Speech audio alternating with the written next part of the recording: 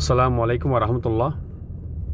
আজকে রাতে 27শে রজব আরব দেশগুলোতে অনেক আলেমগণ বলতেছেন 27শে রজব রাতে রসুল সাল্লাল্লাহু আলাইহি ওয়াসাল্লাম ওনাকে মেহরাজ করেছেন। তো মেহরাজের রাতে কি হয়েছিলেন, হাদিস অনুযায়ী মসজিদুল হারাম থেকে বোরাক করে মসজিদুল আকসা রসুল সাল্লাল্লাহু আলাইহি ওয়াসাল্লামকে নেওয়া হইল।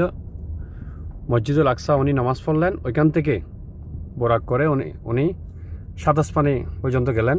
প্রতিটা আসমানে এক একজনের সাথে নবীর সাথে দেখা হয়েছিল।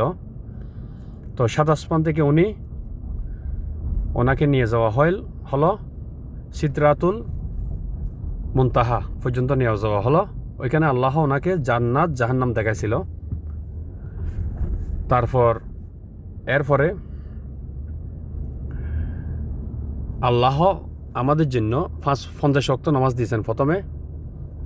তো উনি যখন 50 ওয়াক্ত নামাজ নিয়ে চলে আসতেছেন ষষ্ঠ আসমানে, হযরত মুসা আলাইহিস সালাম ওনাকে বলেছেন আপনার উম্মতে তো এত নামাজ পড়তে পারবে না, একটু কমায় নিয়ে আসেন।